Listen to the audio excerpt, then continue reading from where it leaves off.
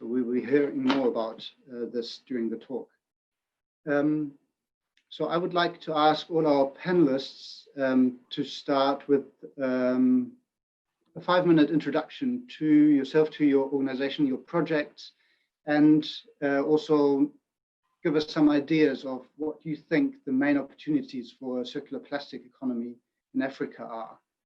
And I would like to ask Davina, if you're ready, please go first. And so the floor is yours. Well, thank you, Patrick. Thank you, fellow panelists, and thank you, Jeff and Muyiwa, for the invitation to join this session. Indeed, as the African Development Bank, we value such engagements because we are a People's Bank, an African Development Bank that is shareholded by all the 54 countries on the continent. So this is indeed a good engagement for us, especially in cutting edge discussions around new innovations on circular economy. And as it has emerged, being a front runner in terms of solving twin problems, waste and climate change, and of course, around jobs for youth, that is very prime for us on the continent. And so as we tackle this, let me just say that as we speak, another similar session is going to be happening in about an hour at the World Economic Forum on Sustainable Development Impact Summit. There is a specific session on circular innovations in the post-COVID economic reset. So that shows you the level of engagement on this particular topic. And to us, that has a force multiplier in terms of engagement. And as a bank, we understand what that means in terms of moving capital, which is a very key discussion I think this gathering should focus on. And so innovation, access to capital, and of course, the dividends being inclusion, being jobs for youth, and of course, resource use efficiency are key topics that we want to have engagement on. Now, in that regard, at the bank, since about last year, we have funded waste management, but as silo projects, not as a comprehensive strategy. And in that regard, we are looking at creating their platform to engage on this topic, because we are looking at it on a longer term growth around SDGs and responding to the climate commitments. So in that regard, we've created two institutions, one being a financing facility. It's in the offing, it's not yet approved. We're hoping to have all the necessary approvals by the end of the year. It's called the Africa Circular Economy Facility. Now, that is coming out of the need for institutions such as DigiPlastics, or initiatives such as DigiPlastics, and the others that are engaged in that to one, have a facility which is funding innovations in terms of technical assistance, but then also at this stage, we're looking at it as a proof of concept. So it will be an engagement to see how businesses like these can be scaled up to another level, such that institutions such as the African Development Bank or other funding institutions find them viable. Because I think that is a graveyard of most innovations, that the business values or is not well captured. So the facility will do that, try to create that bridge between the owners of capital and the owners of innovation. So we intend to, one, rally, use our convening dividends to rally global partnerships around this, both at private sector level and the public sector. Two, to quickly identify quick wins. I'm sure as we speak here, they are quick wins, and I think that's what I hope to get out of here, is what are those things that can quickly move us to the next level. The other one is advisory around the member countries.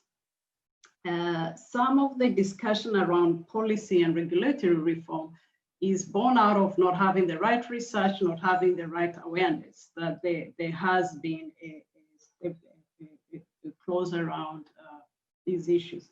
So without taking much of the time, let me just say this is where we want to focus on what are the quick wins, how do we manage solutions around capital, and how do we engage the youth around equity and inclusion. Thank you so much.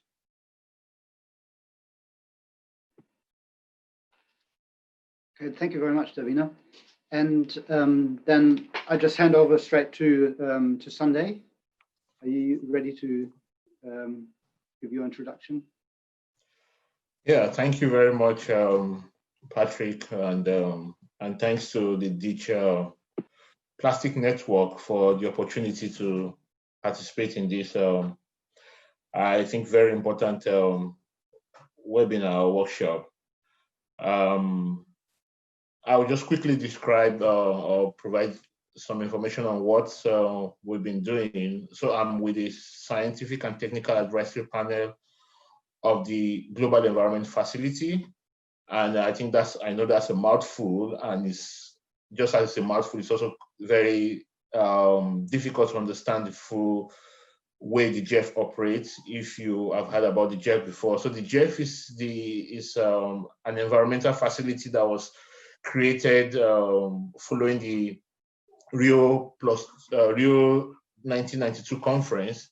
And the goal is to provide financial support to developing countries in order to be able to implement projects that will deliver global environment benefits. So the goal of the GEF is to help solve pressing environmental issues globally. And the GEF is focused on different aspects of the environment. So mainly climate change mitigation, chemicals and waste pollution, biodiversity loss, land degradation, and climate change adaptation, and so on. And the GEF provides funding to support the different multilateral environmental agreements that were created to meet these different issues. Now, when the GEF is hosted by the World Bank in Washington, D.C., and when the GEF was created, the GEF had three founding organizations, which is the World Bank, UNDP, and United Nations Environment Program, UNEP. UNEP is my employer. And when the GEF was created, UNEP was selected to manage the scientific aspect of it because UNEP is the more scientific of the three agencies. So the Scientific and Technical Advisory Panel of the GEF, even though it's part of the GEF partnership, is hosted in UNEP. So, and that's why I'm a UNEP staff. So that's our work. That's the short connection on how we work together. Now, what is the role of the staff?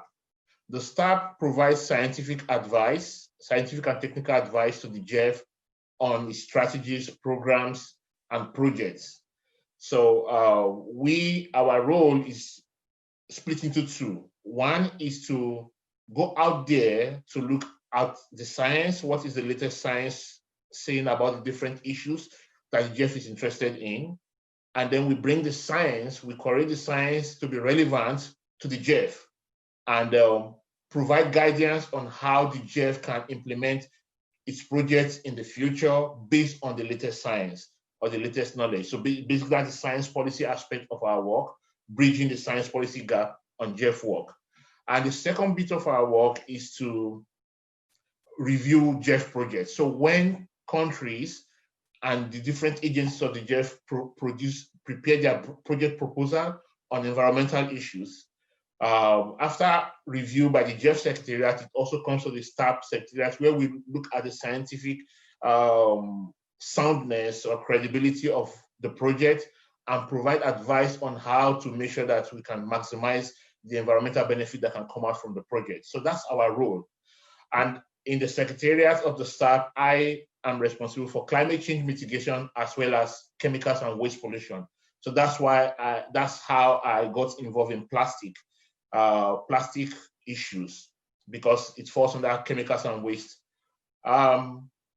And my first project, I joined the staff in 2017. I've been with UNEP since 2011 in Nairobi and then in Paris. And I joined the staff in 2017. And the first report I worked on, which is part of our providing advice to the GEF, is a report on plastic and the circular economy. It's available on ResearchGate, also available online. And basically in that report, we try to look at the issue of plastic and try to relate it to the different interests of the GEF, because it was difficult in the first place to put plastic into the different focal areas of the GEF, climate change, chemicals and waste and so on.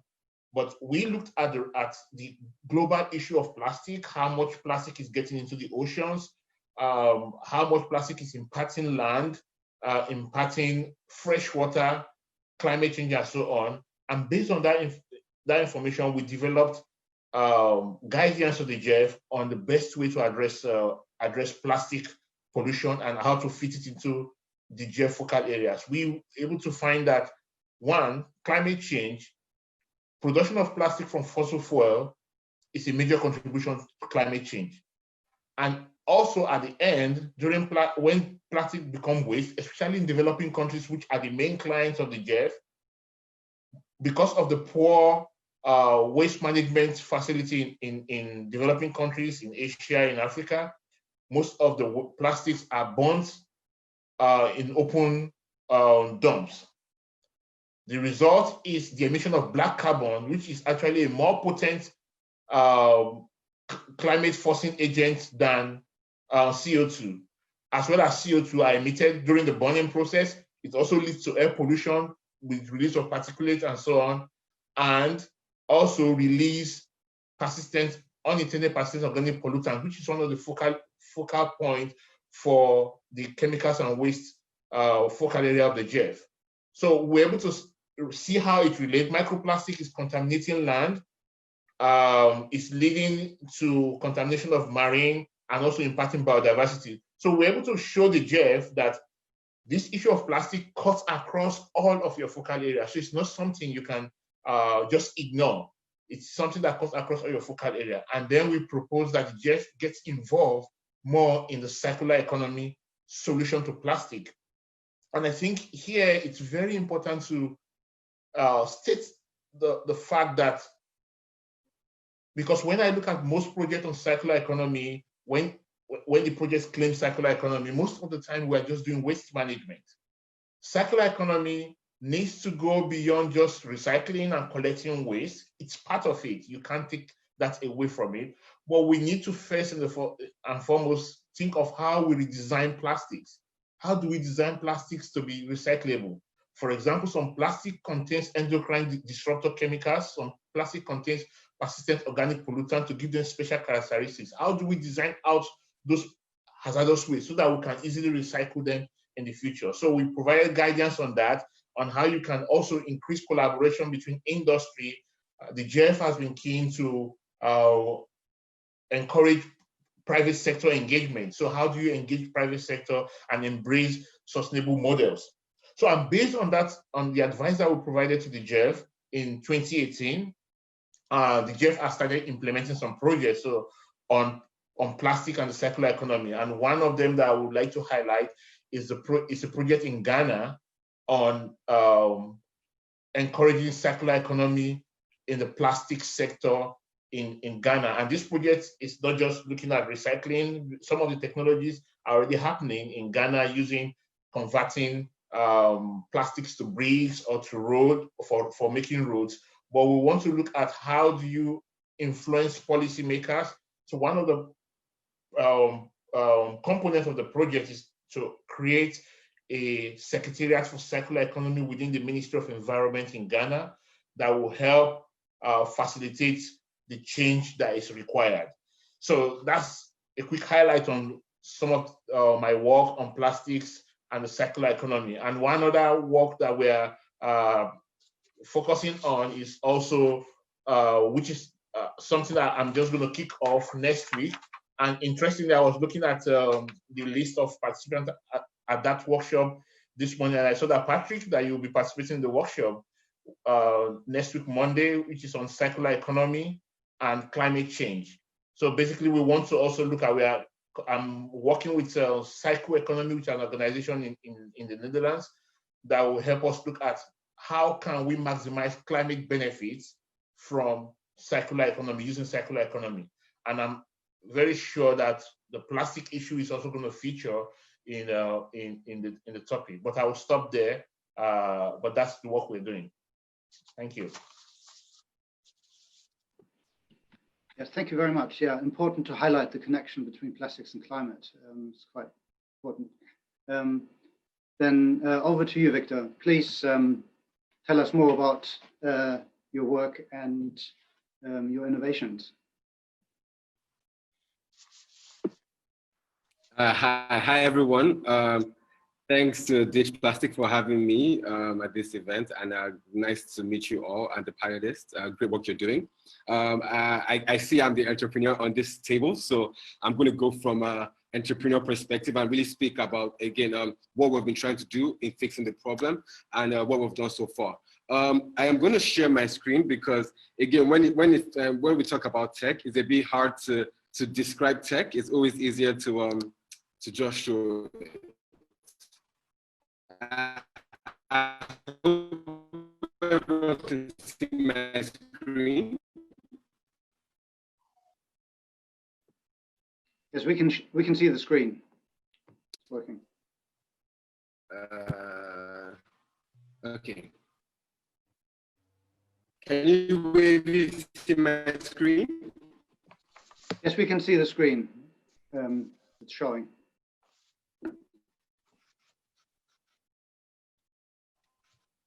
Yeah. Okay, brilliant. So again, we've spoken about this a lot, really, the fact that again, there's a lot of waste all over Africa, so this is not just a Nigerian problem, right? And I'm going to speak a lot more about the solution that we have.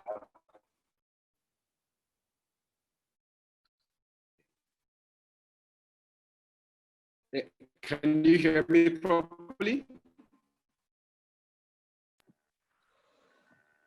It's cutting out a bit, but I think, yeah, if you just keep going, that should be fine. Yes. Yeah. So this is really Jivo's solution in a nutshell. So again, first of all, Jivo is a technology company and then a circular economy.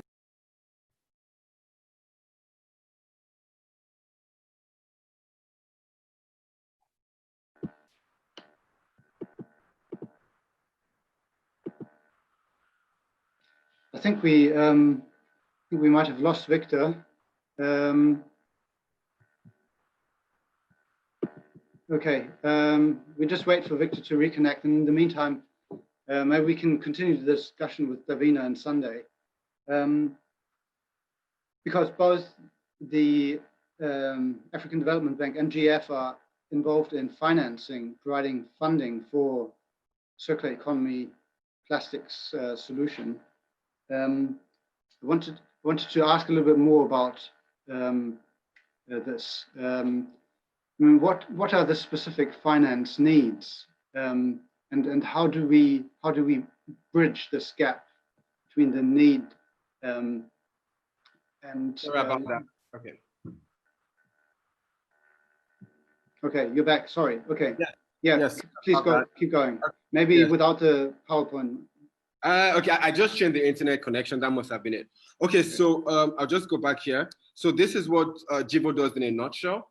Again, the idea is to, again, leveraging on technology to facilitate the circular economy. So starting with, again, facilitating the collection of recyclables from generators, so individuals and businesses, of course, paying incentives for behavior, because that's very key, right?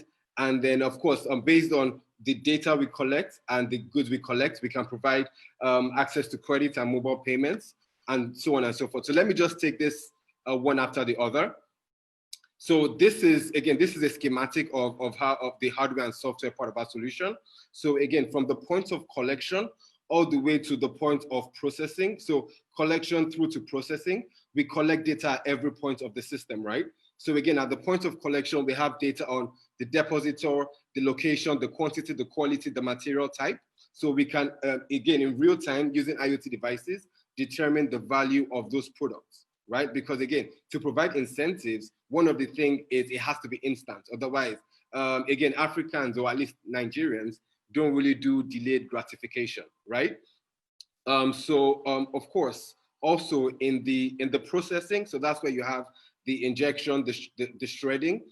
We also collect data on what materials are being processed, right? So what is the SKU? What is the brand? What is the material type? Is this a Coca-Cola bottle? Is this a bottle of Hennessy?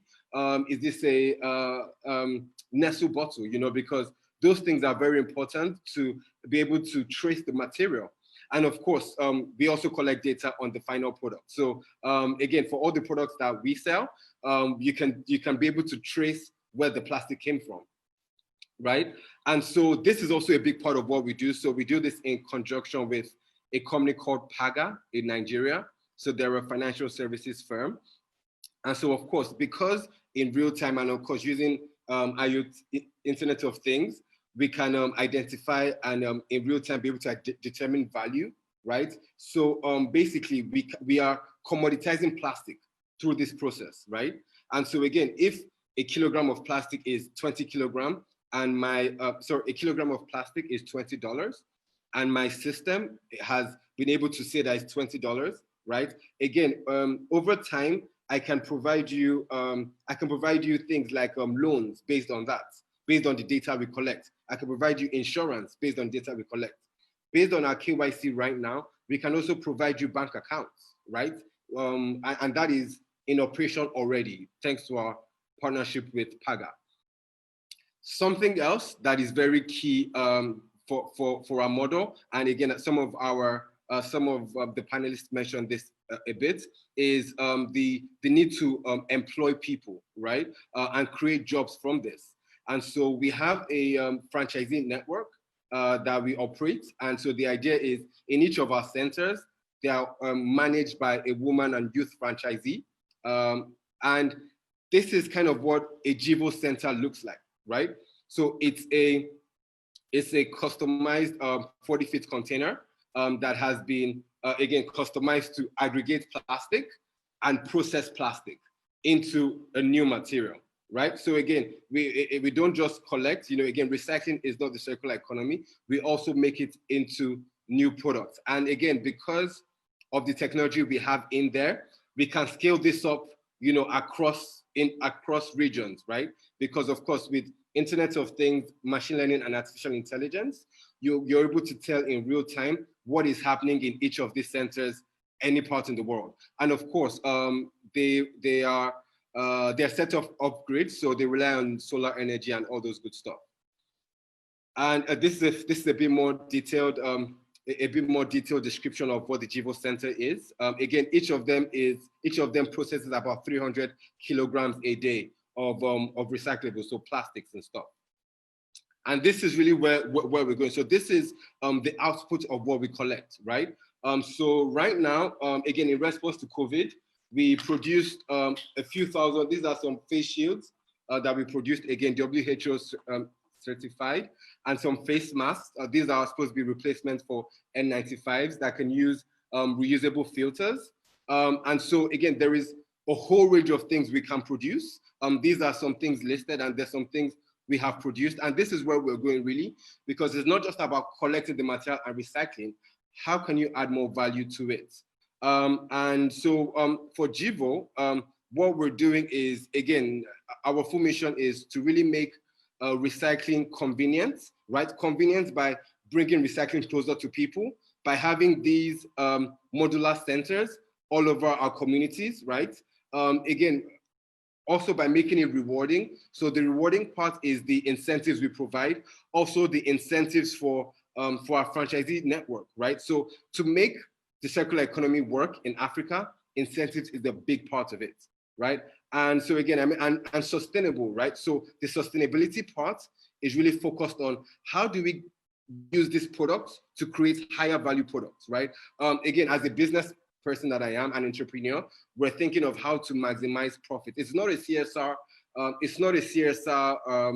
activity. It is a profit activity. Yes, it's a social enterprise, but in this business or in this, when people talk about the circular economy, it's always coming from a CSR angle, and we need to move away from that, right? It is potentially very lucrative.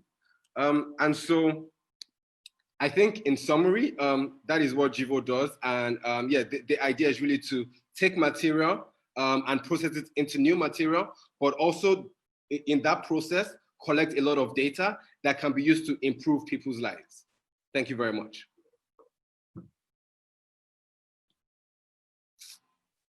Over to you, Phil. Patrick. Yes, great.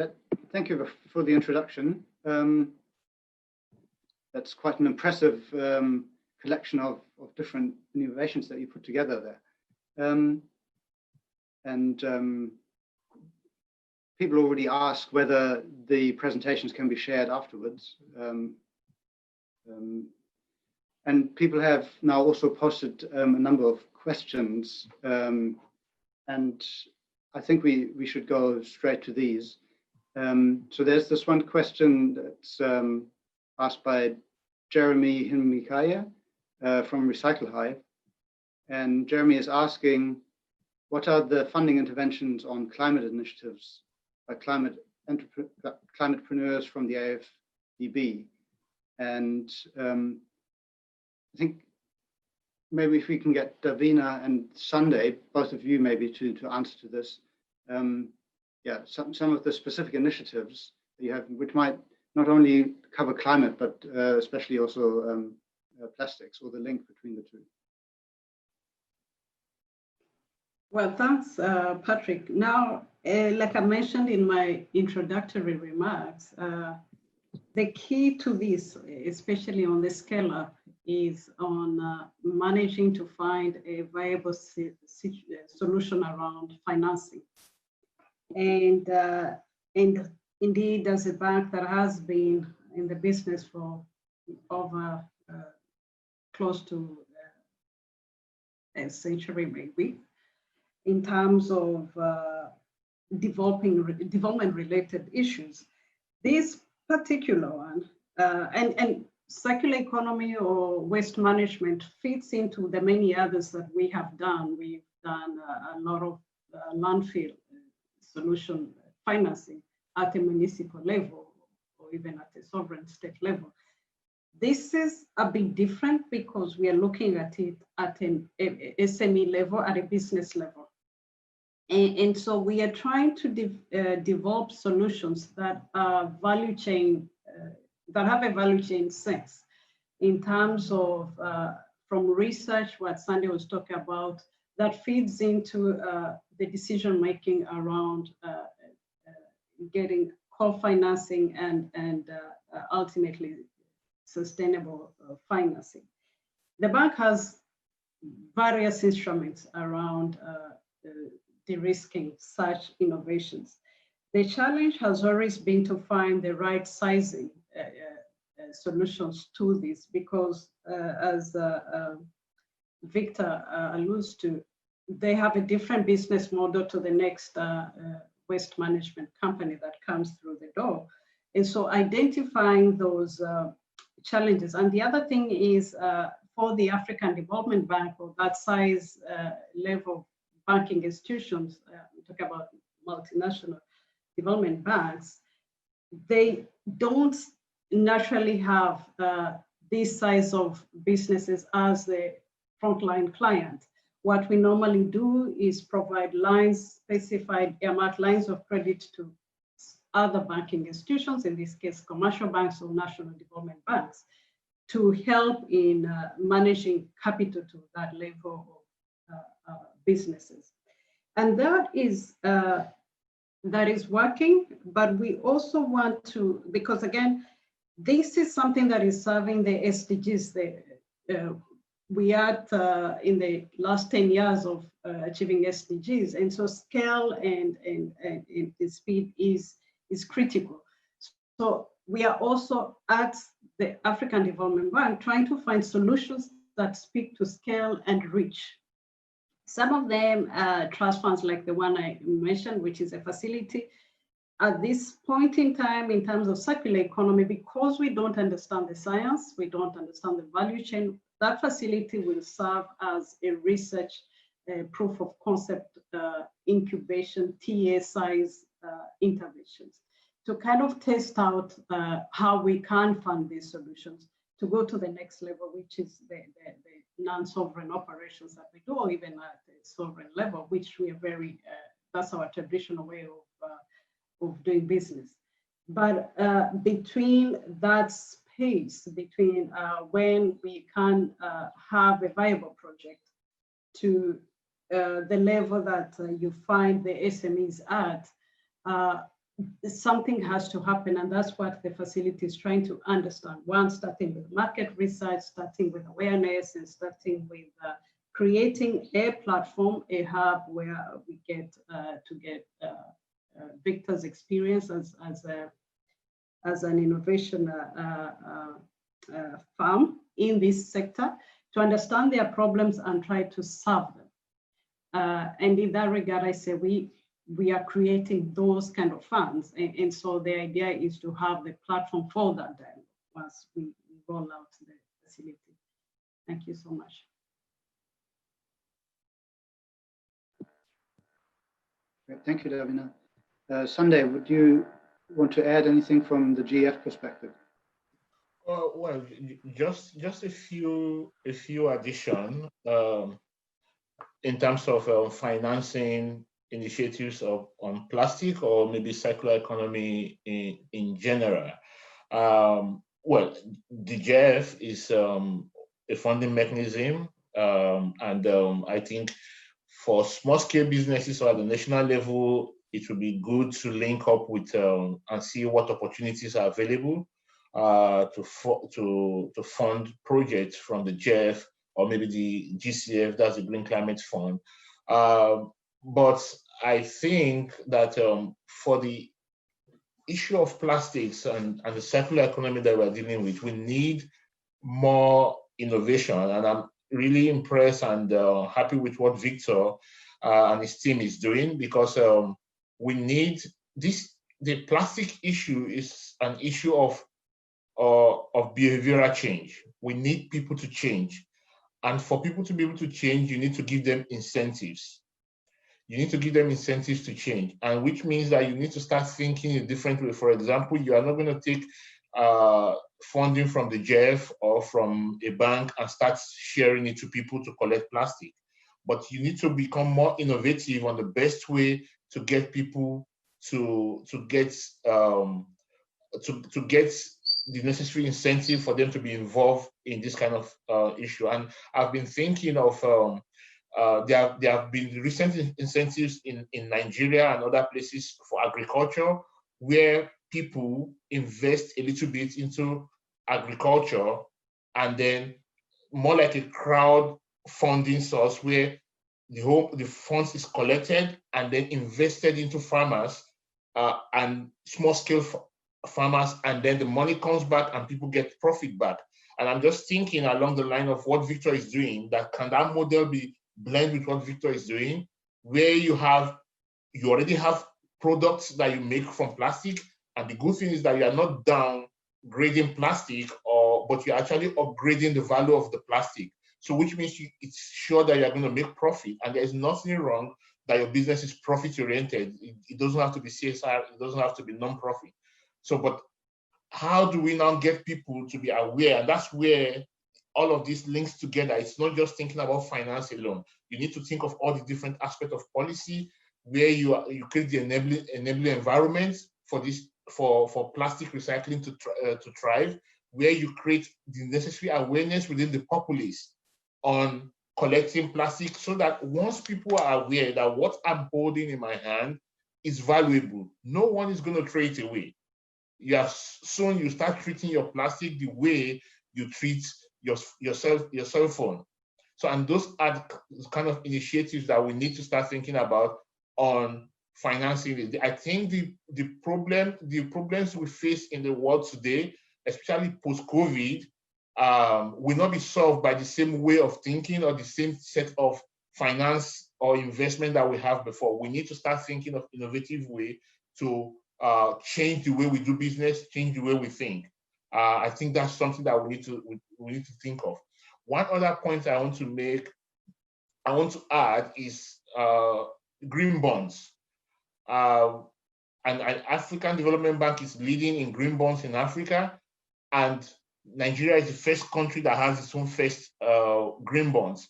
But I was looking at some of the projects that have been funded under green bonds, and I've not seen anyone. I've seen some few in African Development Bank on waste management, but not specifically on plastic or circular economy. I have to admit that I didn't look through all the projects since 2013 that it started.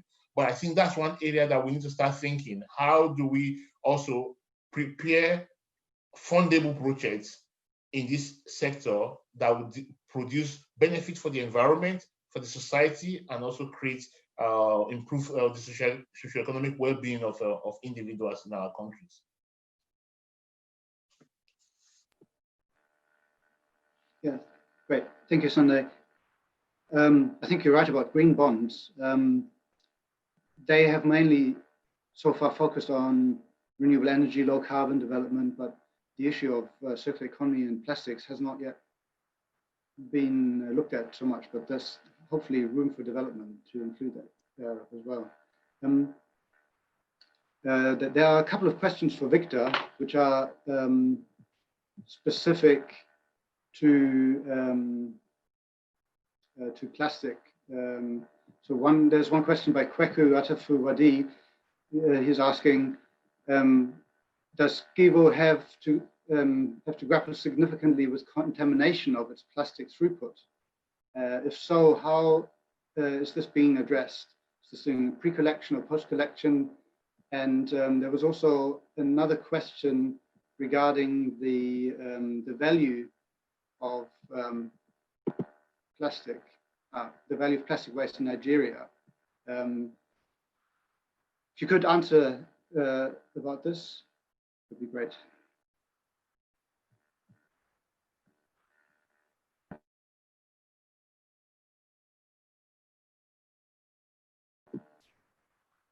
Victor?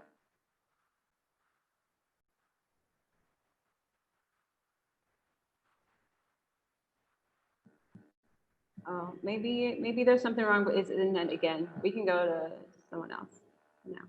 Okay. Let's have another question. So this is a question about the Basel Convention.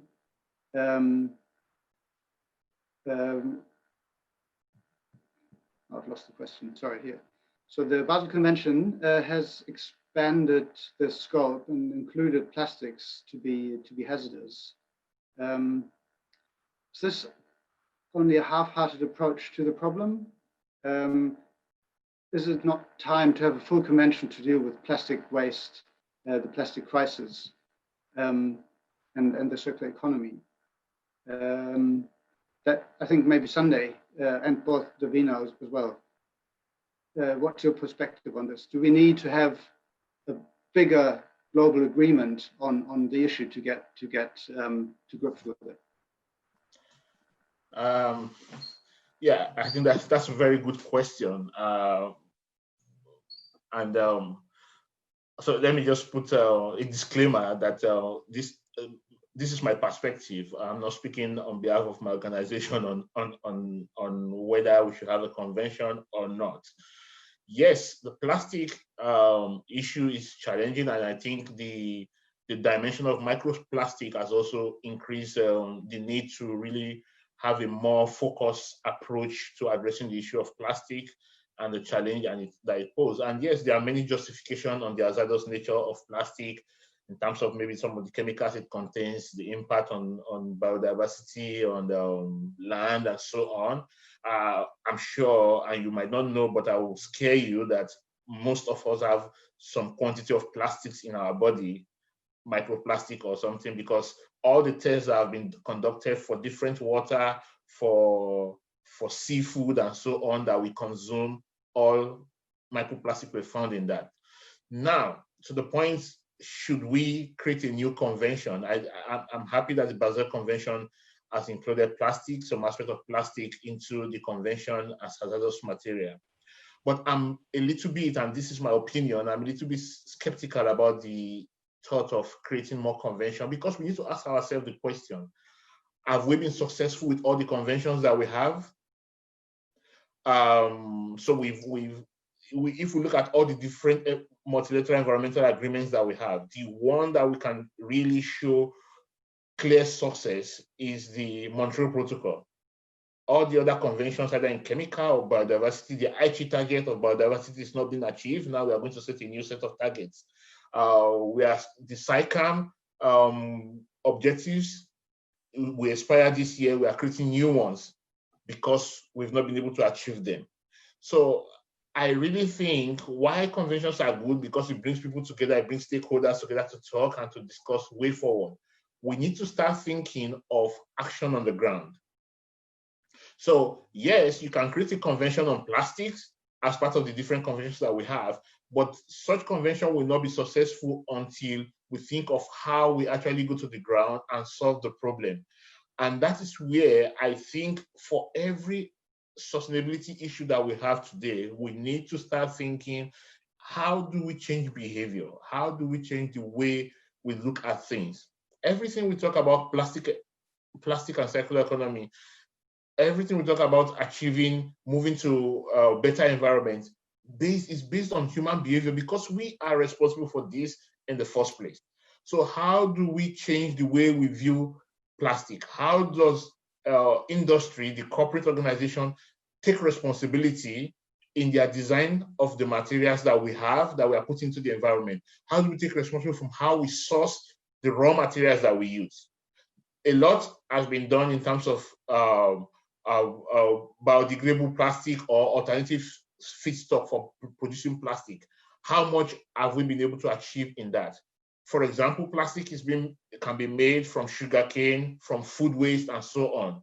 Africa has 60% of its arable lands not cultivated.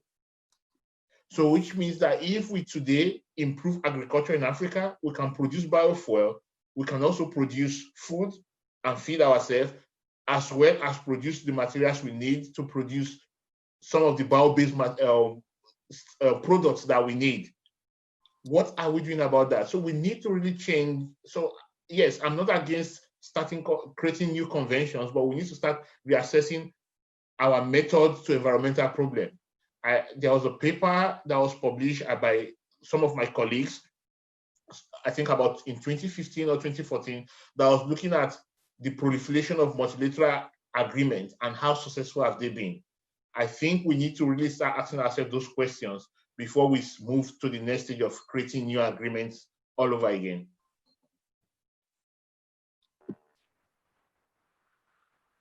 Okay, great. Thank you for the reply. Because of time, unfortunately, we're almost close to the end, but I would like to give both Davina and Victor the opportunity just to say a few words at the end before we close this panel discussion. Well, yeah, sorry if I may start. Just to maybe add to what Sandy just talked about conventions. I think we already have a good rallying call. Peter Despont from the Africa Circular Economy Network is on the forum here. And that is already a network of practitioners. The EU is leading a global circular economy alliance that is built off the Africa Circular Economy Alliance, which was set up as a country-led initiative, actually. And so what this is doing is to create the World Economic Forum already has a plastic regional, I think a program or initiative on plastics. And so that lobby, that awareness is good enough. It's large enough to push. We are now working on, or starting to work on, an Africa Circular Economy Action Plan. So there is already groundwork in terms of what needs to be done. Now, the concrete work gets into having innovations, the work that Peter and the teams in that are working on innovations around circular solutions. That plus country engagement, I think, will get us there, because you need regulatory frameworks. You need the financial sector to be responsive. You need a whole lot of force multipliers to make the behavioral change, because demand has to be driven by some incentives. I saw a lot of comments around incentivizing this. And of course, the financial sector or the capital flow always responds to the public demand. And so that is what we are trying to create here at the bank, in terms of trying to create that awareness, and also to create we host the Secretariat of the Africa Circular Economy Alliance to give that platform where we can engage. I was reached out by DH Plastic because we host that platform. And our engagement with you, Patrick, at Chatham House is because we host the alliance. Our discussions with the Circular Economy Network is that. And so because we have that network, and the network includes UNEP and other UN agencies. Currently, there is a proposal in the offing on a continental program on waste management that is led by the African Development Bank and UNEP and UNIDO as a GEF program, what Sandy was talking about. And so because of these platforms, we are able to leverage each other's strength in driving this change. And so to me, this is a call to action to all of us, both in the digital space and on the down below at the collection levels, that it is a viable business that needs to be organized in a manner that it creates that sense that the investor looks at and finds it a viable, embarkable project. And so that is what, like I mentioned, that is what the facility will try to do with creating incubation hubs. So what I'm trying to also point out is by next year, we shall be putting out information around what we're doing in that space. Thank you. Okay, thanks guys. I'd like to apologize for my bad internet, but I'm in Nigeria. I'm sure we all know what this is like. So yes, I'm going to try and answer a few of the questions on the group. But one of the things, again, some of my last words, I would say incentives. And incentives isn't necessarily cash, right? So for example, some of the organizations we work with are corporates, right? And so an incentive for corporates is data, right? So corporates have social, what's this thing that they do at the end of the year? Corporate reports where they have to have data on their sustainability, right? And so this is an incentive for them, that you can provide. Again, I mean, this is what we provide as an incentive. So when I say incentives, isn't necessarily cash. And of course, because of the different demographics that come to play in Africa, it's not a one size fits all, right? But it's very key that this has to be done on a more sustainable and a policy level.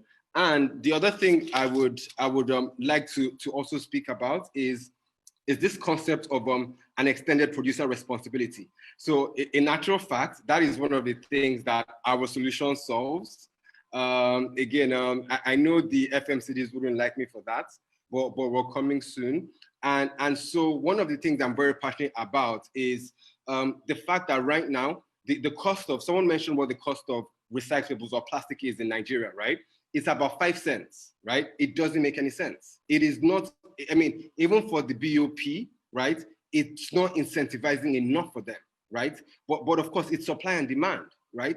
And so this is why, again, in some other countries, you have people give deposits for when they get bottles, right? And so, of course, we don't have those systems in Africa, but we need to be able to start doing that, because to make recycling sustainable and attractive, right? There is no doubt about it. there has to be some incentives. And for me, I think one of the lowest hanging fruits in terms of incentives and in terms of money is enforcing extended producer responsibility in Africa, right? And so for us, one of the things we have been very focused on, and this is the data part we collect, is again, very soon I will be able to come to an AFD or any of this organization. I can tell you exactly where Coca-Cola's bottles are, or Nestle and whatever. And again, the money that is then paid as fines or that can be pushed towards incentivizing the community, pushed towards education programs, because I'm sure, like all our panelists have said, the most important thing is incentivizing and behavioral change, and all of that costs money. So yes, I think I will end with that. And yes, I'm glad to be part of this, and I'm looking forward to the next ones. Yes, great. Thank you, Victor. Thanks for mentioning EPR. I also think extended producer responsibility is a very important policy instrument.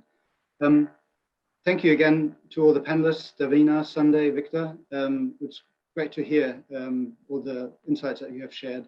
And I now hand back to Miwa for the next part of the webinar.